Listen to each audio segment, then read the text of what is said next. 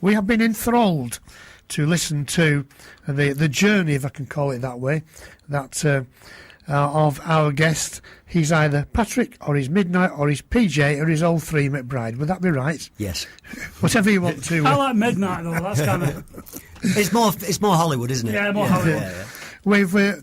We have pretty much traced the journey from you being young, Yes. up to where we are now, PJ. But you mentioned before that last musical break the book From Pills to Peace. Yes.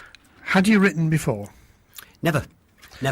For me, I'd thought about writing a book, and I'd actually found, like I was saying earlier about men expressing themselves, I found a medium where I could express myself. I could get my thoughts, my feelings, my philosophies into paper, and it was very cathartic for me. I felt fantastic afterwards, so it's definitely something now that I don't think I can ever not write. It's a way for me to express myself. I've only read it briefly, but it flows well. It's easy to read, isn't it? Yeah, well, I hope so, yeah. I'm hoping that a lot of people, authors, with the exception of fiction, but certainly if they're writing something, sometimes it's difficult for people to relate or resonate to it, but because I've been Jack the Lad, I've been in trouble, and I've been through this process, whether you haven't been through the process, whether you're going through it, or whether you actually want instruction on meditation, which is the last sort of third of the book, it's all there. So at any point in that journey, you can pick the book up and it's relevant, So I'm hoping it has something for everybody. How long did it take you to write it?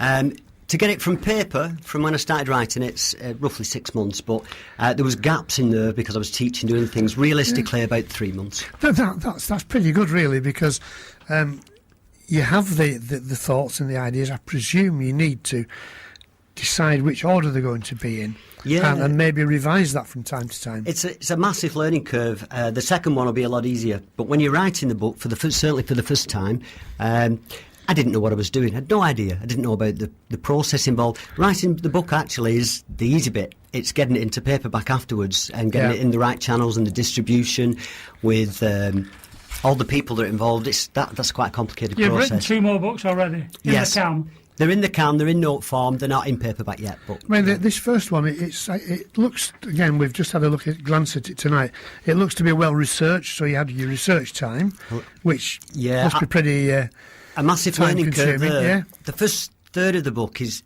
the first thing you need to do in order to fix a problem. You have to be what they call acceptance. You have to look at the world and realise that things aren't how they should be and take an honest look at it. And in that part, in order to make what I'm saying relevant, I had to put in some statistics and some facts that were maybe going to shock people a bit, because there's things happening around us that people don't see unless you stand back and have perspective. And so there was a lot of research in that first third of the book, a lot of statistics. And the result was 261 pages, written over a short period, and with artwork as well. Yes, Andrew Smith has done the artwork for the book. I sort of had ideas, but I'm not very good at drawing. I'm not an artist. So I conveyed my ideas, and then Andrew put them into these sketches for the book, which I was very happy with. It's been wonderful. And poetry from yourself and from? Yes, Don Parry has done 4 poems in the book, which I've heard several times, and I really enjoyed them, and I thought this is something, and the poems he wrote, you can call it synchronicity again, but they seem really relevant to what I was doing. He's written a poem in the book called Om Mani Padme Hum, which is a Sanskrit mantra that we use in Buddhist meditation. So Don's been a big part of my journey. And the book is available. Yes. Amazon, you mentioned? Yeah, the main place to get it is Amazon, but it's in Barnes and Nobles. I don't even know all the names of these places. Yeah. Once you get it on Amazon, then it starts to mushroom naturally and appear in other places. As you said earlier, simply put Midnight McBride into your search engine, and that will take you from Pills to Peace, presumably. Yeah, I think if you put Pills... That's a great title, isn't it? Yeah, well, it's a fact. Yeah, well, exactly, yeah.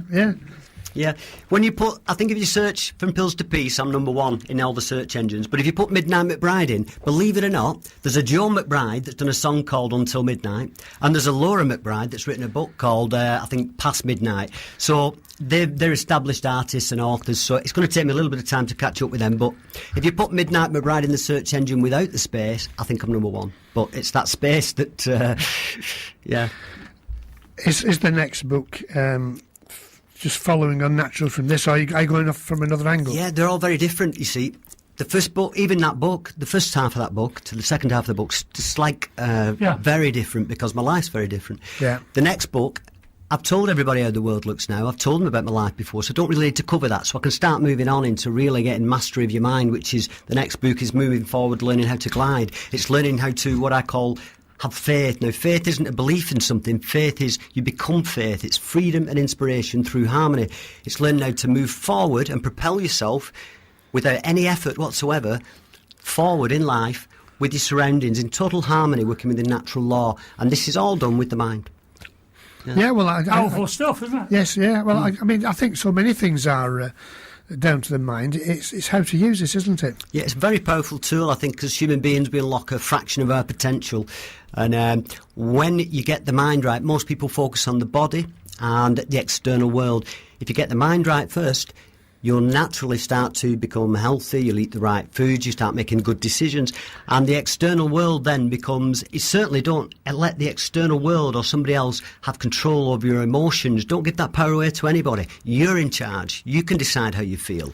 You don't have to get angry. You don't have to get frustrated. Frustrated is one of the most ridiculous ones, because frustration is, it's like lighting a match and shouting fire. It makes a problem so much bigger than it needs to be. Quite often, the remnants, the feelings you have when a problem occurs, far outweigh the original problem. And that's just your mind. There's only I've seen people stub the toe in Asda and swear at themselves, and they're going out, and you think that's sort of bordering on insanity, you know. So frustration's optional. It's not compulsory. That's a great line, that in itself, isn't it?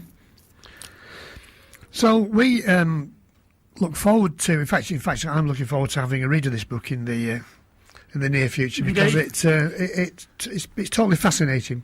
I've never understood meditation, I have to be honest, and it's. I'll read it after you. Yeah. Well, if you said I'm going to have to get one. I was going to bring copies in for you, but I've done left. So they've gone. They've gone. You've been too generous and given them all away, haven't you? Yeah, but I think if I feel, if I can help somebody, then that's my purpose now. Money's like a very secondary motivation for me. Right, before we end this chat tonight, anything else you want to mention that we've not covered? Yes, I'd love to. Good. There is an organisation that I was at their offices today that I deal with on a regular basis, that are based in Bolton, and it's Liam and Mark. They're both ex-addicts who are in recovery. One's with drugs, one's with gambling. They're now going round football clubs. They're also going to schools and other organisations, and what they're doing is they're teaching people. There's lots of things they're involved with, but they're looking for early onset signs of addiction, depression, mental health problems. And if somebody was there when I was younger to spot the signs of this, and I've had to go through a lot of trauma to arrive at this place, and you don't have to go through that trauma. There are vehicles available, especially for young people now in this town, to change lives, and they're doing something very positive in Bolton. They're inspiring, and they've both turned their lives around, as have I, and I'm very proud to be a part of what they're doing, Do they call themselves? Yes, my apologies. Business name? Yes, apologies. They're called Wise Up. That's what they're called, Wise Up. And they're Bolton-based, you said? Yeah, Bolton-based, and I think their website's www.wiseup.co.uk or .com. They're on social media, and as you'll see if you go on the social media, even in the last few weeks, they're doing 3 or 4 talks a week at various schools. That's a great thing, isn't it? It's fantastic. Well, why try and recognise it when you're in your 40s? Let's find out. And what they're teaching people is that the friends, if they see children that are becoming quite introvert, maybe that they're not feeling great, that they're not engaging other people and stuff, to highlight this and teach children to maybe go and speak to the children, to acceptance, to invite them in, inclusive behaviour, not exclusive behaviour. Yeah. They're doing a wonderful thing, and we're going to be doing more stuff together. You're doing a lot of good stuff too, aren't you? I'm trying my best. I'm trying to. I've burnt 40 years, so I'm going to do the rest. We'll do the best I can with the rest. Patrick, it's been brilliant to meet you. I've been looking forward to the last 3 weeks to get in and chat to you. Thank you, David, and as thank we you, always Tony. said, don't be a stranger now we've met you. Well, you'll have to, you have to handcuff me or lock me up to stop me coming. Well, thanks very much. It's been great to meet you. Thank you. It's been great to meet you. Thank you. It's been great to meet you. Thank you. It's been great to meet you.